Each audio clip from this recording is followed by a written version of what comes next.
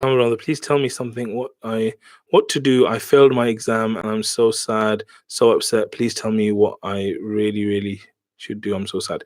Okay, Osama. So I want to tell you, I moved to Pakistan. I was born in Pakistan. Then I came over to the UK. I lived in the UK for most of my life. I then went back to Pakistan when I was 15. Now, this was a culture shock for me. Why? Because it was a culture shock because I went back to Pakistan and it was so different from the UK. I lived in a village for a few months, and then I went to this posh Catholic school where I learned all about stuff. The school was in English, right? So when I went there, I was very arrogant. I was like, wow, like, excuse me. I was saying that I'm from England, I speak English, and these Pakistani people in Pakistan, Rawalpindi, shout out to St. Mary's, Rawalpindi, these guys, they're not going to know nothing about English. So I'm going to rule this school, right? So anyway, I went to this school, I got there, and I thought I was so good because I knew English. So anyway, I went through all the education. If you're from Pakistan, you know the Pakistan education system is amazing. I'm talking about the private education. So anyway, I went through it. The first year, Osama, I failed everything. Okay, I failed everything except 2 subjects.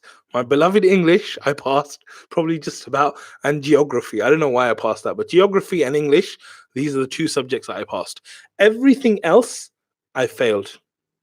I failed it all, right? And you know, when you're in countries like Pakistan, they keep you in the same year if you fail. So what I did is, rather than kind of like, passing anything, I spoke to my dad. My dad then had to go in. He'd say, look, he's really going to work hard and stuff like that.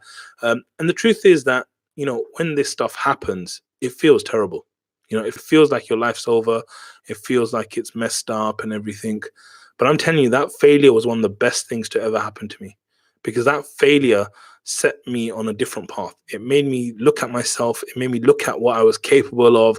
It made me realize my arrogance, all these kind of things, the kind of benefits that come from the failure is not the same benefit that you get from the pleasure and the good things that happen. So I know it's hard, but you need to accept that this is the qadr of Allah. Now, with the qadr of Allah, I gotta say, if you didn't study, you didn't do jack all, and then you just failed, you can't just blame Allah's qadr, right? What we need to realize is that it's happened. But the fact is, it's happened now. We gotta accept it. There's nothing we can do. The worst thing you can do is just be sad. By the way, watch our sadness video. This is one of people's favorites kind of videos and stuff. So definitely watch our video called Sadness Muslim Mastery. But I want you to realize that there's something really great in this potentially. And Allah's testing you. So you want to pass this test. That's the most important test you want to pass. Like, your exams are important, but the test Allah's giving you with what's happened is even more important. So that's the one you really want to pass. And that's, inshallah, the one that's going to make you ultimately successful.